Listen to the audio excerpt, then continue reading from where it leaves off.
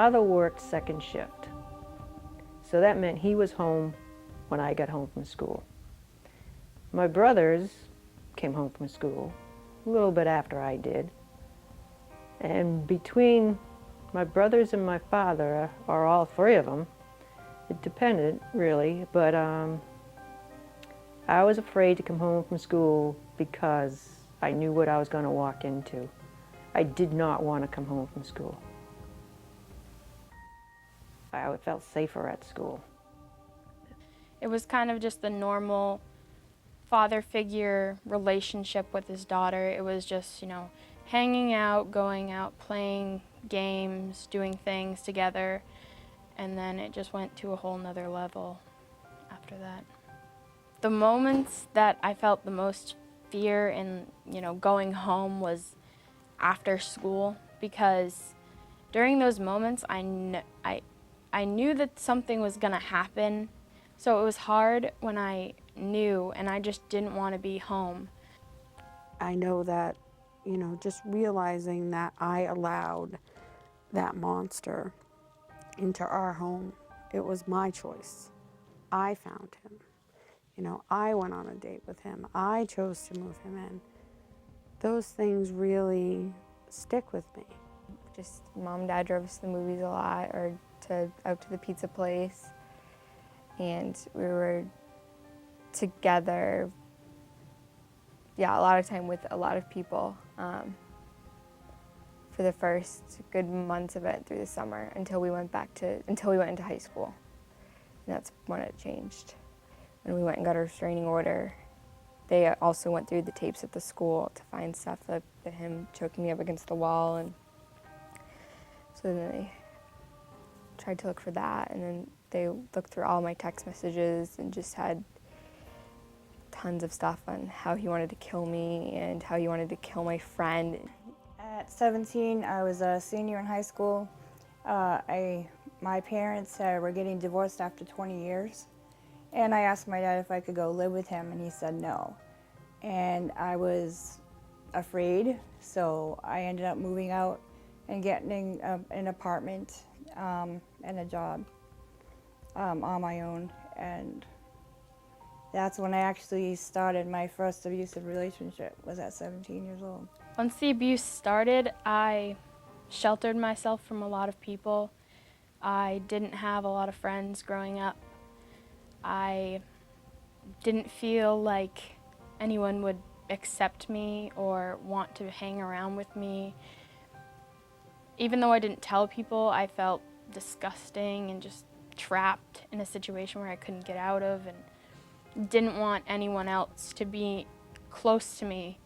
As a parent of a survivor of sexual abuse, there's an astronomical amount of guilt that goes with that. I must have relived that 6 years piece by piece in my head a million times before I got in contact with Bridges. I was devastated, depressed, and had no idea how to help my children. No matter how much I cried or got told that I wasn't good enough, I would get told that I was good enough the next day or was loved, and then it was just always something new every week, whether it was I was fat or ugly or wasn't smart enough, was not going to go to college, shouldn't do something, shouldn't be with my family, shouldn't be with my friends, should just always be with him. I didn't know how married people were supposed to be like, except for how my parents were. And they didn't fight, so this was a whole new thing to me. I felt degraded. I didn't feel comfortable in my own skin at all. I know I was so all alone. I had nobody. There was nobody. Nobody I could go to. You grow up in that kind of a family, you think it's normal, but yet at the same time you don't talk about it to anybody either. There's like this unwritten rule. So I did. I felt so all alone. That it wasn't my fault, because of course I thought everything was my fault. You think my mom thought it was her fault. Bridges helped both of us just know that it wasn't either of our faults. just to sit down and hear someone say that it's not your fault.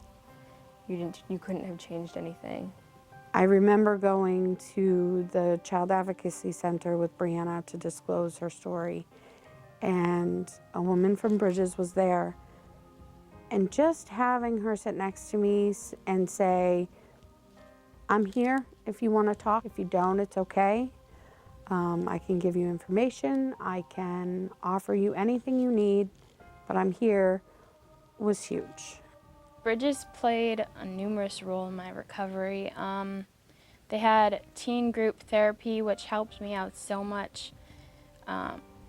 It was just eye-opening to see how many kids went through it and how many parents felt the same way as other parents.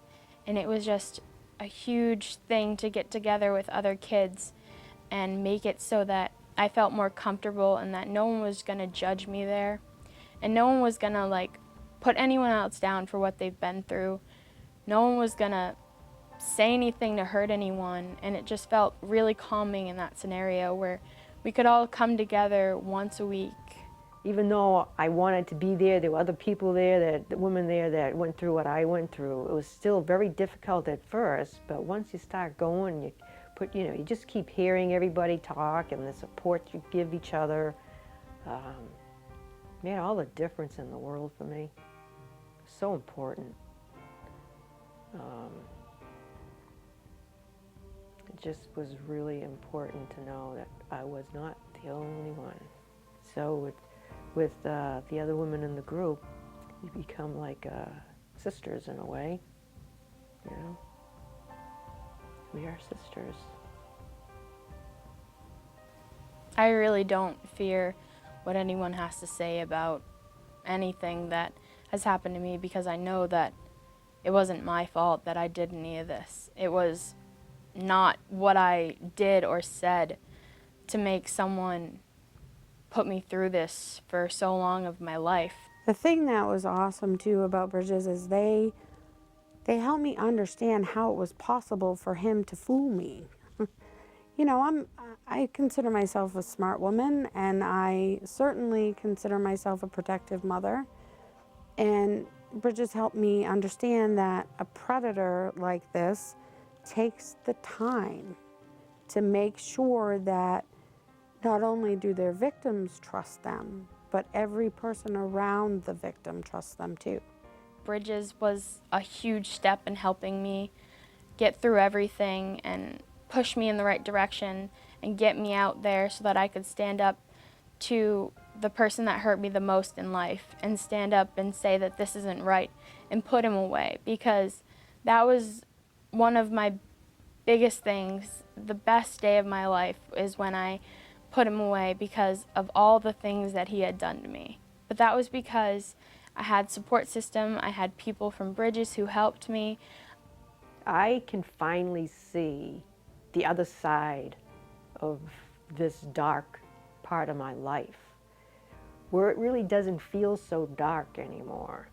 I can honestly say I have never felt this good in my life.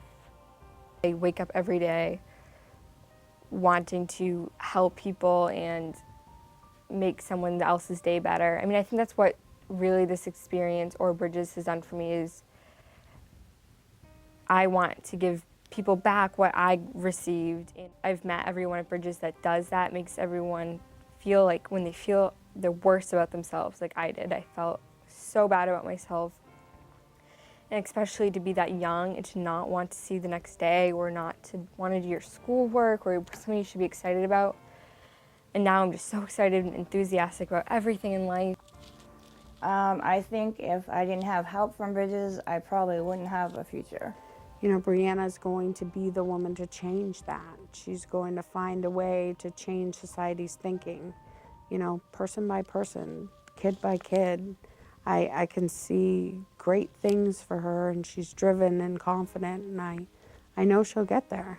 Anytime that I know that someone's going through a hard time with something, I can tell them that Bridges, you know, you can call them anytime you want. They have a 24/7 hotline. If you feel down, you can call them. They'll answer, and they'll be there. I know they'll be there because I've had that. And it means a lot to have someone be there in your life when you feel that no one's there. So for anybody, if I know anyone, definitely I would say Bridges. You know, I'll take you there myself. You know, definitely support Bridges. Oh, because they support you. That's for sure.